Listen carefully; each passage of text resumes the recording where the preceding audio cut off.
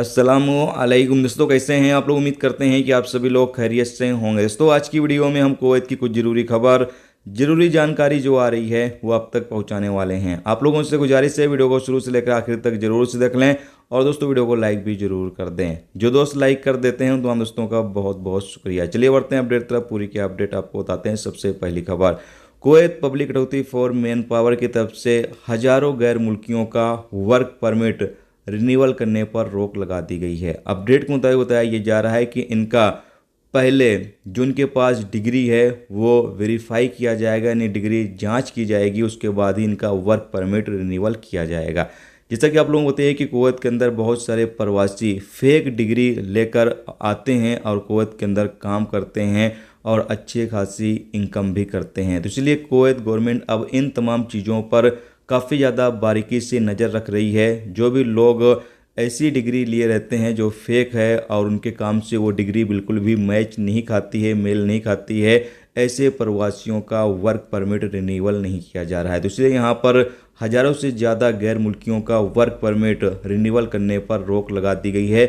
जब तक इनका जो डिग्री है वो वेरीफाई नहीं कर लिया जाएगा, जब तक इनका वर्क परमिट रिन्यूअल नहीं किया जाएगा। तो जो भी प्रवासी फेक डिग्री के तहत या फिर यूँ कह लें कि जो डिग्री वो रखते हैं उनके काम से मेल नहीं खाता है, ऐसे प्रवासियों का अब वर्क परमिट रिन्यूअल नहीं किया जाएगा।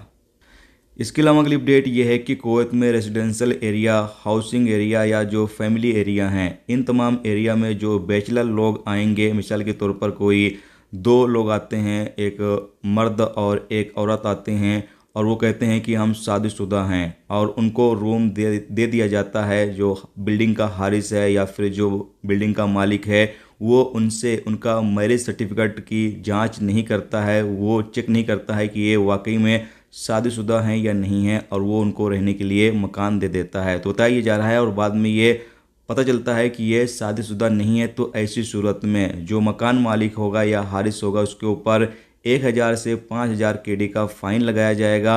और बताया गया है कि जो झूठ बोलकर जो लड़के लड़की वहाँ पर या फिर मर्द औरत जो रह रहे हैं उनको भी गिरफ्तार किया। इसके अलावा अगली अपडेट यह है कि कुवैत में एक व्यक्ति को गिरफ्तार किया गया है जिसके कब्जे से 80 किलो हशीश बरामद किया गया है, जिसकी ये स्मगलिंग करने की कोशिश कर रहा था।